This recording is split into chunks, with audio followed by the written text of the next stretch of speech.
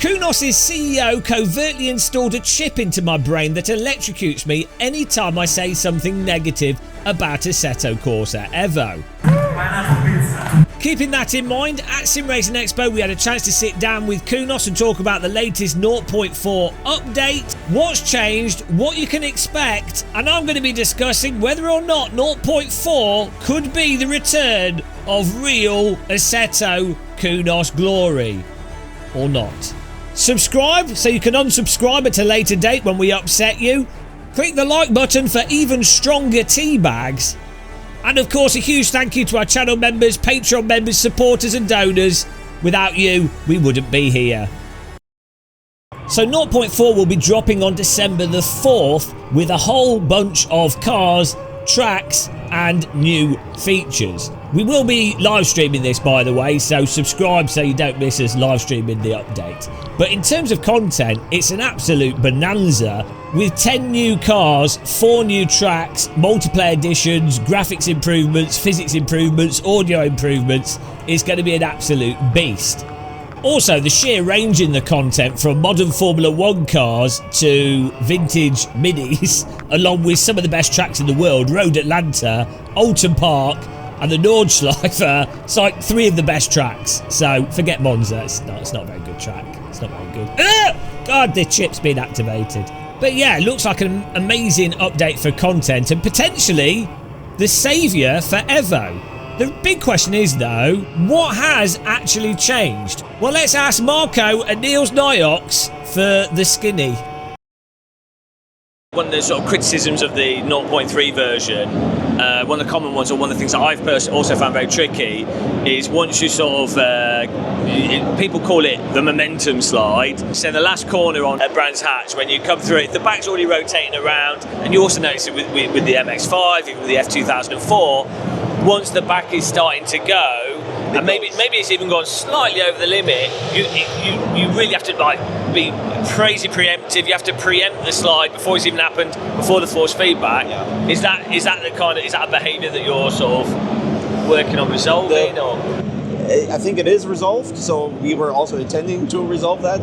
Where it came from a little bit is that we wanted that sharper tire to be a little more less forgiving. We really didn't want to replicate ACC in that regard, and maybe we've overdone it a bit there.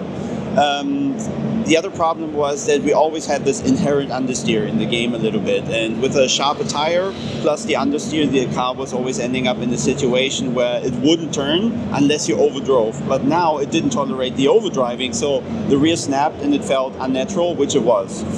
So we invested some time there now to give the natural feeling back, to reduce the inherent understeer, which I think we solved. And now these slides and these snaps shouldn't feel as sudden or as unrecoverable as they did in 0.3. We added pretty advanced tire damping, which was something that was haunting the physics in ACC a lot, which is why the Nordschleife was a very tricky track to do in ACC, and we wanted to make sure that in Evo you could drive every car there without any issues of weird bouncing, which is something we really didn't like to see again.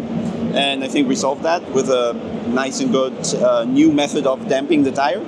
Then we tweaked a bit around with the tire weight, which is something that people rightfully complained of some cars locking up too easily, some too hard. For example, the Porsche Cup locked way too easily, which was down to the tire being too light, essentially. So now we just gave it a correct, heavier tire, which prevents the lockups to some degree.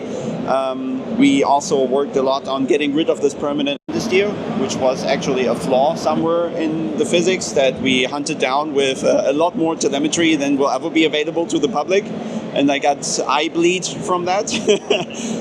I think we found something there that seems to really give us a much better result around this understeer behavior, which should now be a more yaw-y behavior. The car is more willing to rotate out of the corners on power.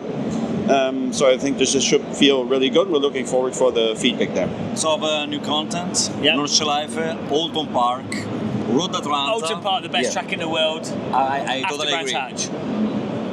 After Road Atlanta, Sebring is another track in development, and in the original roadmap we had 15 tracks for the 1.0, and we'll brought them the number 220. Here's a good question to grow you on. With the tracks, are they completely built from scratch, or are they new scan data, or is it ACC data?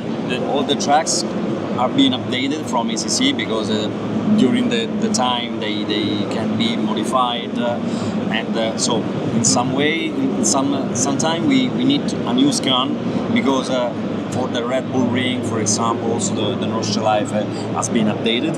Actually, they resurface the track every year. When there are relevant changes, we need a new laser scan track. If the modifications are just aesthetic, we make the modification for the visual. Road Atlanta is being laser scanned, as well as Sebring. So and Monza and Watkins Glen will be part of the 0.5 as well. So Sebring will come early next year. The North Life has been included in the 0.4, and we have 9 new cars. Okay, so new physics, new tracks, updated stuff. Or general optimizations, and other will come in 0.5. We are working to have the online chat for the multiplayer that will not come in the 0.4, but we are working in order to have it ready as soon as possible, so that we can enrich the ecosystem for the multiplayer. We are working also to raise the number of clients in multiplayer, so that because we needed to test the system before to raise the number of clients, and so we'll have other updates in the 0.5. Thank you very much for taking the time to chat with us and what's of the technical details. So that all sounds really promising and well. However, after that interview and jumping onto 0.4, keeping in mind this is old 0.4 because this is Sim Racing Expo over a month ago, what did I think? Well, if you watched the previous video, you probably know. If you watched the other video of this, I'm optimistic. This felt really good with the F2004 driving around the Nordschleife. It did seem as if the biggest qualms and issues we had with Assetto Corsa Evo had possibly been addressed. If you remember the F2004 in 0.3, it's very difficult to drive, it's very difficult to push, and it tends to just bin you for no reason, or if you overdrive it, it tends to just go mental. Whereas we literally just jumped into this rig, not my settings, default car setup, drove around the Nordschleife, and sure, it wasn't a tidy lap, not the best lap we've ever done, but it felt pretty natural and pretty comfortable without us driving into any arm cam.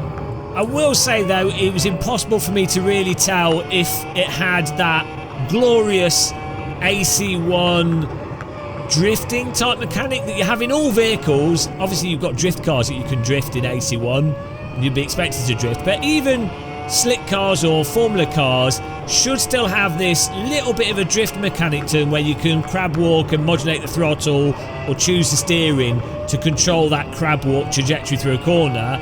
I wasn't able to really fully test the extent to whether or not that was possible in 0.4, and if indeed Evo has matched the glory of the original Assetto Corsa.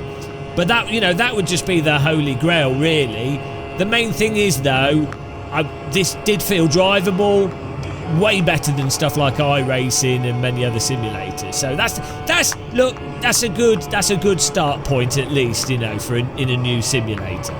And we really need a new track racing sim that's a bit of a positivity moment. AC Rally was really good, though I'd even say the tarmac side of AC Rally wasn't the best. But other than that, when it comes to new sims, things have not been as good as I think most sim racers would really like them. Apart from Race Room's ranking, that's been good. That update's coming out the same day. Bloody hell! The 4th of December is going to be totally mad. And the Gran Turismo people are even getting an update. What on earth is happening? But yeah, unless I test something on my own simulator, it's very hard at trade shows to really get a full picture of things because rigs are always set up totally different to how you would set them up. And then in this case, obviously, it's on a really budget simulator that only has the SimuCube 3 active pedals, cubic belt tensioner, and cubic 4-point actuators. You know, it's a budget rig, so it's really hard to really understand the simulator from this kind of stuff. ImSim obviously also set this up to be a bit more active for the trade show, whereas I'll probably have it a little bit tighter myself.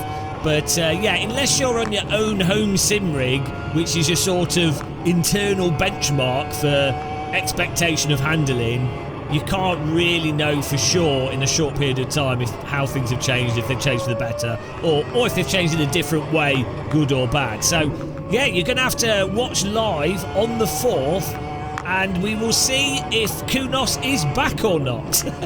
I'm really excited. I love these kind of updates, but it did feel promising at Sim Racing Expo. So put the kettle on, put the hype kettle on, and I'll see you then.